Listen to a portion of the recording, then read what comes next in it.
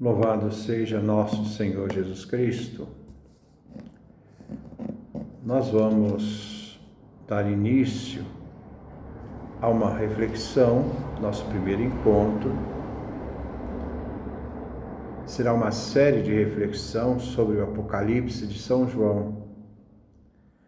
Nós vamos dividir essa nossa reflexão em dois temas. Cada semana nós teremos um tema onde vamos trabalhar as considerações sobre o livro do Apocalipse, é um tema, e um outro tema, também para cada semana, chamado a leitura do livro do Apocalipse. Então nós vamos dividir essas duas realidades. Trabalhar sobre a literatura apocalíptica, as considerações sobre o livro, e no outro vamos fazer a leitura do texto do Apocalipse. Então nós teremos dois momentos distintos na mesma semana. O encontro sobre essas considerações sobre o livro do Apocalipse e um segundo encontro sobre a leitura do livro do Apocalipse. São distintos, né? Um vai ajudar a compreender o outro. Nesta reflexão de hoje, nós vamos iniciar sobre essas considerações sobre o livro do Apocalipse de São João. E gostaria de começar com vocês, lembrando que Apocalipse significa revelação. É uma revelação que Deus fez aos seres humanos, no caso aqui a João, de coisas ocultas referentes ao futuro. A diferença do Apocalipse dos profetas é que os profetas ouviam as revelações divinas e as transmitiam oralmente.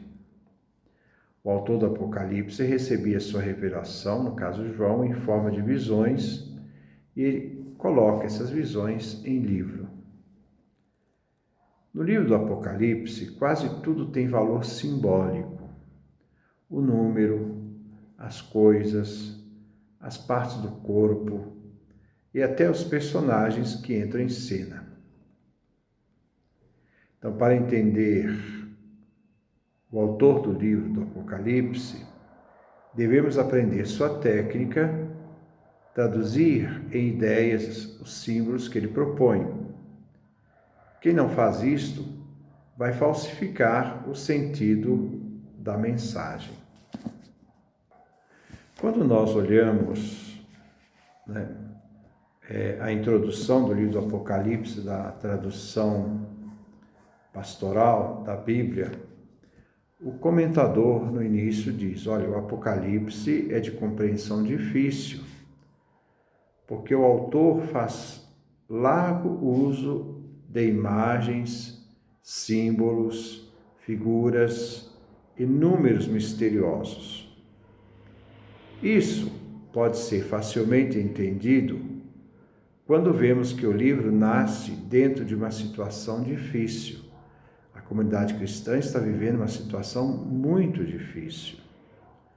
O povo de Deus está sendo oprimido, perseguido e vigiado pelas estruturas do poder. Em tais circunstâncias, não se pode falar claro, principalmente porque o autor pretende mostrar a situação real e traçar uma estratégia de resistência e ação. E lembrar que a comunidade cristã, quando foi escrito o livro, estava sendo perseguida pelo imperador Domiciano. A primeira perseguição ela foi muito ligada só à cidade de Roma. Está ligado ao imperador Nero, que foi imperador do Império Romano, do ano 54 a 68. Ela ficou restrita a Roma. Foi nessa perseguição de Nero que morreu Pedro e morreu Paulo. Pedro morreu crucificado lá no Monte Vaticano, e Paulo morreu crucificado no lugar chamado Três Pontos, depois foi sepultado no lugar chamado Fora dos Muros, onde se edificou uma grande basílica mais tarde, com seu nome, São Paulo Fora dos Muros. Nero quis acusar os cristãos, incitado por Pompeia, que era a sua concubina, para acusar os cristãos de serem responsáveis pelo fogo que ele mesmo mandou colocar em Roma. E nós sabemos também, nesse contexto, que Pompeia era aliada aos judeus de Roma. Então os judeus ajudaram a Pompeia a colocar a culpa nos cristãos. Mas essa perseguição foi mais restrita. Mas tudo isso, nós vamos ver que existem dois grandes motivos que levaram João a dirigir sua mensagem às comunidades cristãs, às 7 igrejas da Ásia, que ainda vamos ver. O sincretismo religioso foi um deles.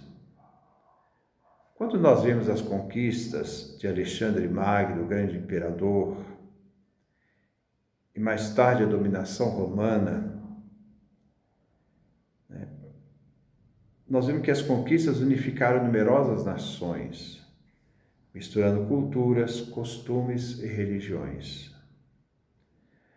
Para o cristianismo nascente, isso podia significar o desvirtuamento interno, a perda da identidade, a desagregação das comunidades e, consequentemente, a ausência de testemunho corajoso contra a idolatria, principalmente a idolatria de um poder político absoluto e tirânico do Império Romano. Esse é um contexto importante para podermos refletir. Mas também nós vamos ver um segundo motivo, a dominação romana e a religião imperial. Alexandre Magno conheceu no Oriente, na Babilônia, no Império Persa, ele percebeu esse culto à figura do imperador como filho de Deus, filho da divindade. E ele levou isso para o Império Grego, que também passou isso para o Império Romano, esse culto ao reconhecimento da divindade do imperador. No tempo do imperador Nero, novamente repito a data, 54 a 68 depois de Cristo, os cristãos ali foram perseguidos pela primeira vez. Já disse para vocês, somente em Roma. Mas não foi também por causa da fé, foi por causa do fogo que Nero mandou colocar em Roma e depois acusar os cristãos. Era tempo de decadência da autoridade do imperador, que estava muito abalada. Para reafirmar, o imperador Vespasiano está muito ligado à queda de Jerusalém do ano 70. Quando, diante da insurreição do povo de Jerusalém, querendo se afastar, tirar os romanos da região para manter a identidade do judaísmo, Vespasiano conseguiu fazer o cerco de Jerusalém. Mas depois ele foi chamado a Roma. Ele foi chamado a Roma para poder se tornar imperador. Ele então vai deixar o filho dele, Tito, que vai ser responsável pela entrada em Jerusalém, a destruição do templo, e a invasão da cidade, que nós chamamos a queda de Jerusalém no ano 70. Então esse imperador Vespasiano, que foi imperador do ano 69 a 79, criou então esta religião imperial, isto é, o culto aos imperadores mortos, além de atribuir a si mesmo títulos divinos, já era atribuído antigamente, né? Como, quais eram os títulos que o imperador tinha? Soter, Salvador, era um título que Alexandre Magno recebeu também. Alexandre Magno era visto como Salvador. Filipe da Macedônia, o pai de Alexandre Magno, mandou esculpir em pedras, né, o nascimento de Alexandre Magno, dizendo assim, eu vos dou um grande evangelho, uma grande boa nova. Nasceu para vós um Salvador. Esse Salvador Soter falando de, então, Alexandre Magno. Isso é muito anterior ao cristianismo, nós estamos aí no século II a.C. Então, diante disto, né, foi acentuado esse culto aos imperadores, e também os imperadores que começam a ser chamados de Salvador, Benfeitor, Senhor. Já Domiciano, que é a época de João, quando João escreve o livro do Apocalipse, do imperador do ano 81 a 96, ele vai substituir Tito, filho de Vespasiano, que Tito depois sucede o pai Vespasiano, foi imperador tirano e, para manter o império unido, impôs essa religião imperial a todos os povos dominados, exigindo inclusive o culto ao imperador vivo. Quem recusasse tal culto era considerado inimigo e por isso morto e perseguido. É nesse momento dessa questão histórica que nós vemos o livro do Apocalipse nascer em João, quando ele estava na ilha de Patmos. Ele estava, porque ele foi levado lá, né, estava no exílio, né, foi colocado pelo imperador.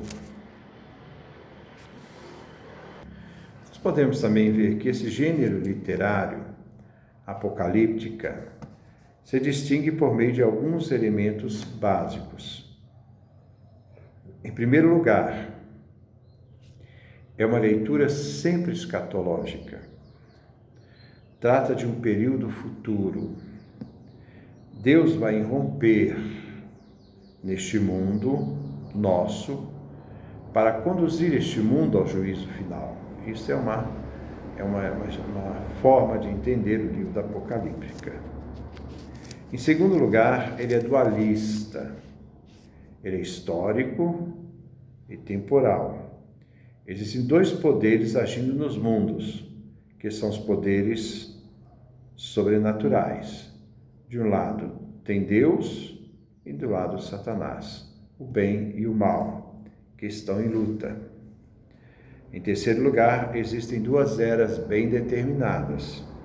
A primeira era está no controle de Satanás, a segunda era debaixo da imediata supervisão de Deus, com duas visões, uma do universo, mundo visível atual, outra a visão do mundo perfeito, que existe no céu, né, antes da existência do tempo.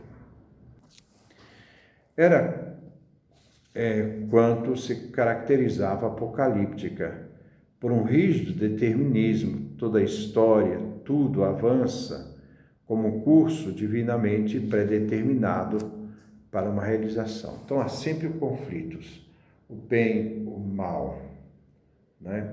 A luz, as trevas, sempre polarizado dentro desse aspecto, que já era também usado por São João, né, no seu Evangelho. Em quinto, se coloca o problema do sofrimento humano, do porquê o justo sofre. E se entende que todos os aspectos da vida foram determinados por Deus e que Deus permitia, porque era bom por definição.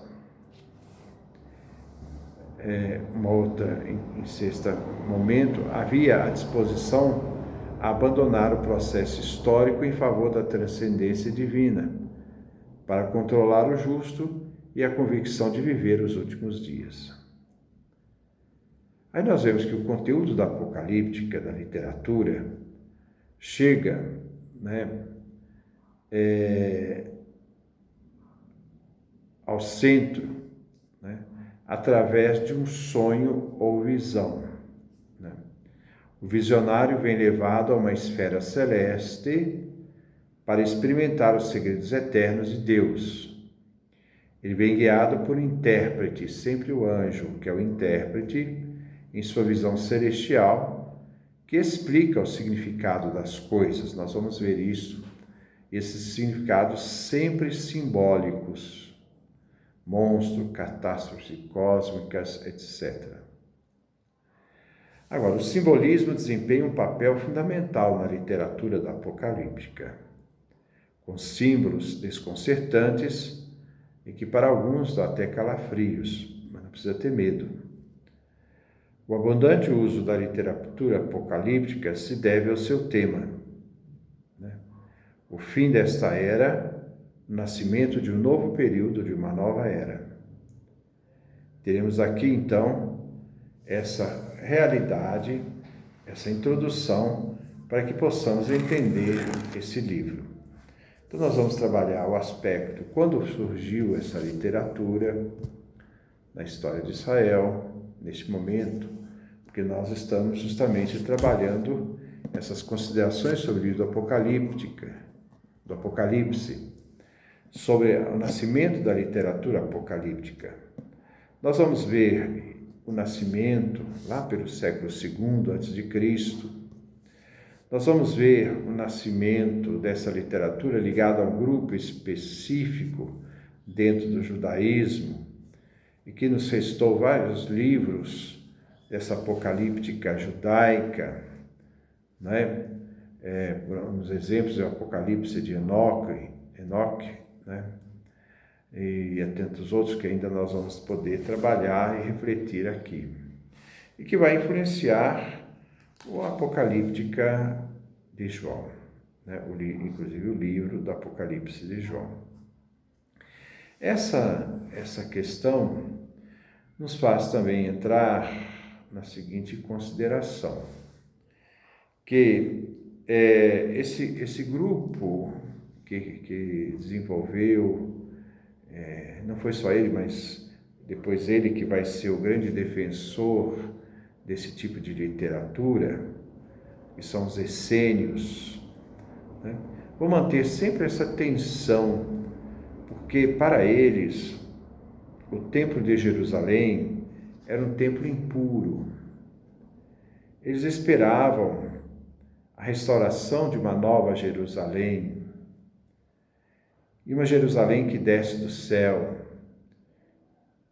Essa expectativa dessa nova Jerusalém que desce do céu, que nós encontramos no Apocalipse de Enoque, ou no livro dos Jubileus. Esse livro dos Jubileus está ligado à tradição farisaica, enquanto Apocalipse de Enoque está ligado a esse grupo dos essênios, né? Nós vamos ver essa expectativa, porque os essênios diziam que aquele templo, o segundo templo, o templo de Zorobabel, que foi construído depois do exílio da Babilônia, era um templo impuro. O sacerdócio ali exercido não era o sacerdócio real, era um sacerdócio impuro. Então, diante disto, eles esperavam a restauração da nova Jerusalém, a Jerusalém que desce do céu, e que João vai usar também, no final do seu livro do Apocalipse, a imagem da nova Jerusalém que desce do céu.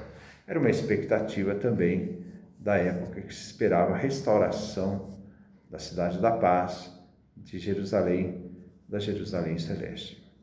Então, essa aqui é só uma pequena introdução, nós vamos passar paulatinamente, fazendo esse elemento histórico, tentando reconstituir um pouco essa literatura, só para nível de entendimento. Se precisávamos recorrer a alguns livros apócrifos do Antigo Testamento.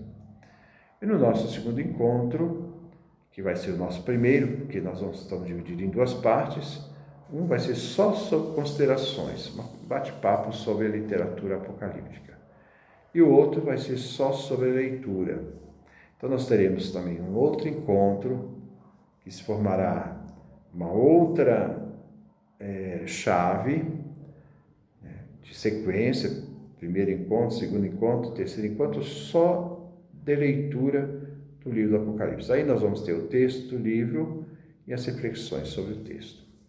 Que isso possa servir para enriquecimento não só intelectual, mas para fortalecimento da fé, de ver como os seres humanos, em palavras humanas, expressam o mistério divino. Porque o ser humano só pode compreender o mistério divino através de palavras humanas. É as palavras humanas que procuram expressar o mistério divino, que muitas vezes escapa à própria realidade da compreensão da linguagem humana. Então, esse nosso primeiro encontro sobre essas considerações sobre o livro do Apocalipse.